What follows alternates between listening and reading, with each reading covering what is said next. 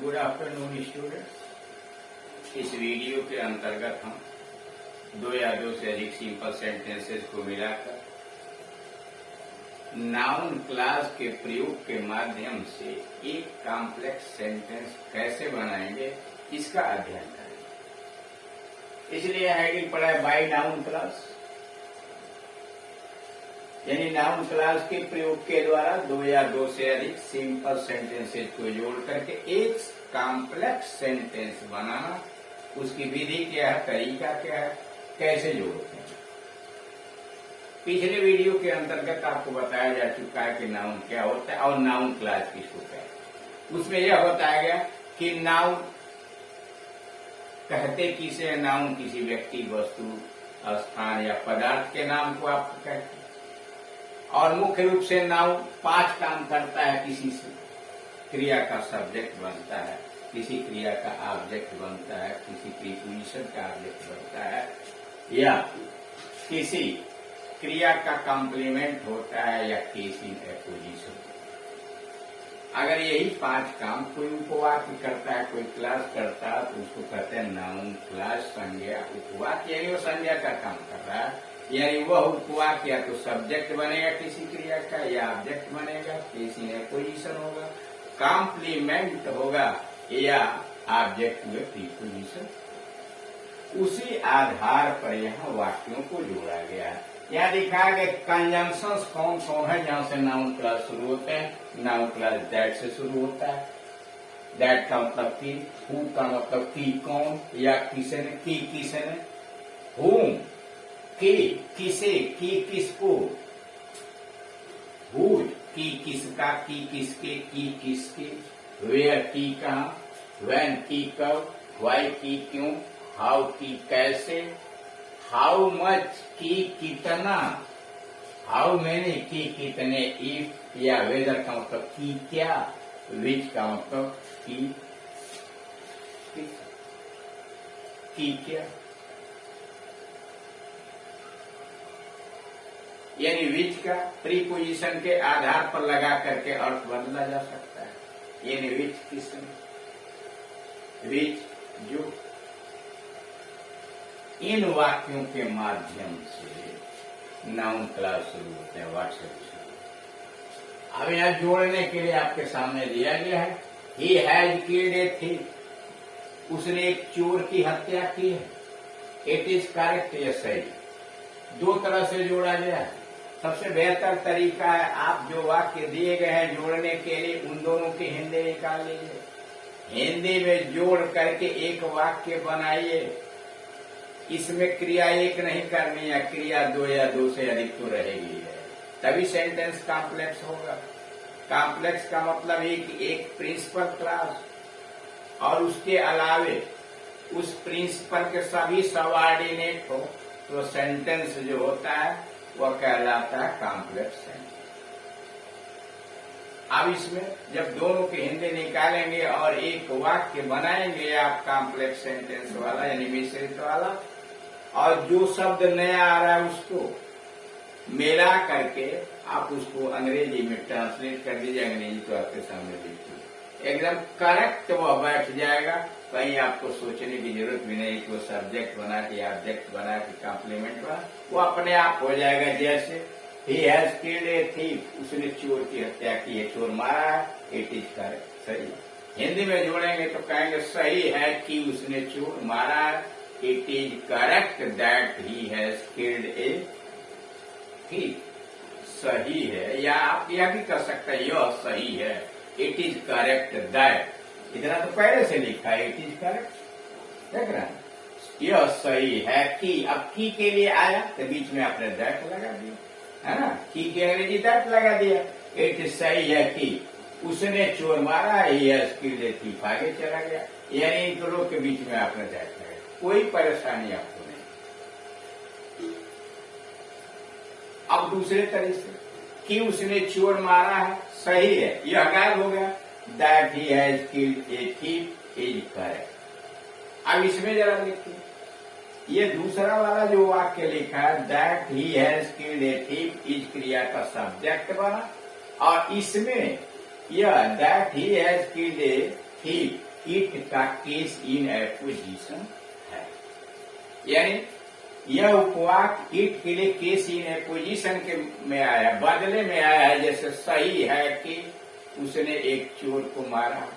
अब लेकिन मॉडर्न अंग्रेजी के अंतर्गत यह मान लिया जाता है साहब नहीं, यह करेक्ट का कॉम्प्लीमेंट हो।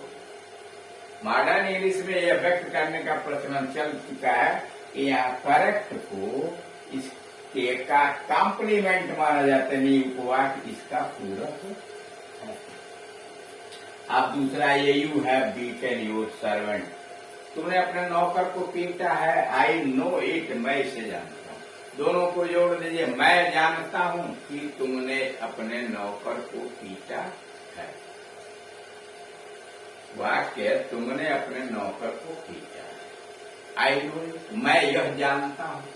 तो जब जोड़ेंगे तो मैं जानता हूँ यह की कोई जरूरत नहीं, अनावश्यक है। मैं जानता हूं कि तुमने अपने नौकर को पीटा है। की आ रहा की अंग्रेजी दैट, आई नो दैट, मैं जानता हूं कि you have beaten your servant, तुमने अपने नौकर को पीटा है। अब यह काम क्या कर रहा है, जानता हूं तो क्या जानता हूं, that you have beaten your servant, इस नो क्रिया का ऑब्जेक्ट बन गया, इसलिए noun clause. This is my belief, मेरा विश्वास है Mohan is a good boy, Mohan एक अच्छा लड़का है।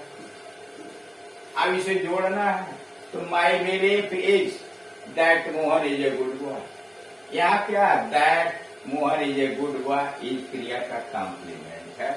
माई बिलीफ इज मेरा विश्वास है, आखिर विश्वास है। अर्थ पूरा नहीं हो रहा, अर्थ को पूरा करने के लिए आपने उपवाक्य लगाया, that Mohan is a good boy. The teacher is saying something, अध्यापक कुछ कह रहे हैं। पे अटेंशन टू इट, इस पर ध्यान दो। तो ध्यान दो जो अध्यापक कह रहे हैं, पे अटेंशन टू, और की व्हाट का मतलब की जो अध्यापक कह रहे हैं, या व्हाट का मतलब की जो, what the teacher is saying. अब समथिंग आप कहेंगे कहाँ गायब हो गया प्रश्न में, समथिंग के जगह पर व्हाट है, की जो है। पहले था कि अध्यापक कुछ कह रहे हैं, कुछ कह रहे हैं, इस पर ध्यान दो। तो ध्यान दो जो अध्यापक कह रहे हैं, अनावश्यक चीजों का कोई अंग्रेजी नहीं था। अब इसमें क्या है, टू प्रीपोजिशन का ये ऑब्जेक्ट हो।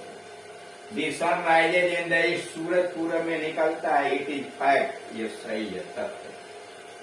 इट इज फैक्ट दैट, यह तथ्य है कि that the sun rises in the east. इसमें that the sun rises in the east fact का केस इन एपोजिशन है। ही में बी गिल्टी, वह दोषी हो सकता है। I can't say, can not से, मैं कह नहीं सकता, मैं कह नहीं सकता। देखिए हिंदी में जब जोड़ेंगे तभी पकड़ में आया, वह दोषी हो सकता है, मैं कह नहीं सकता। मैं कह नहीं सकता कि क्या, की क्या की अंग्रेजी या वेदर हो, की क्या, मैं कह नहीं सकता कि क्या वह दोषी है। अब मैं हट गया, he is guilty, if he is guilty. बता रहे हिंदी में जब जोड़ेंगे जो अनावश्यक हो उनको हटा दीजिए, जो नए शब्द है उसको ट्रांसलेट कर दीजिए।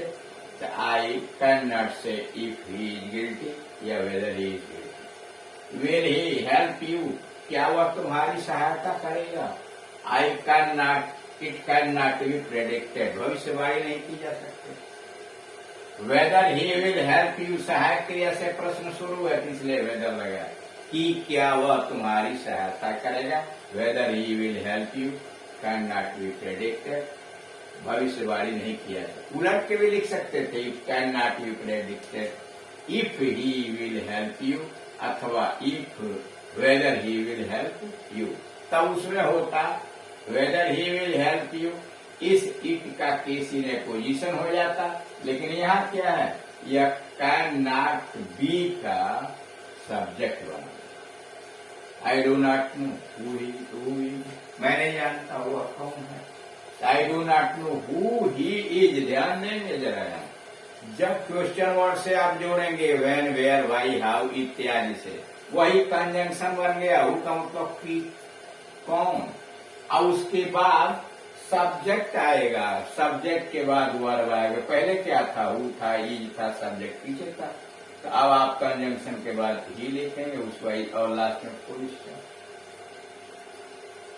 आई want to know where does Ram live. Ram कहाँ रहता है? I want to know this. मैं जानना चाहता हूँ, मैं जानना चाहता हूँ कि राम जहाँ रहता है, या कि राम कहाँ रहता है। I want to know where conjunction हो गया, क्वेश्चन वर्ड नहीं है।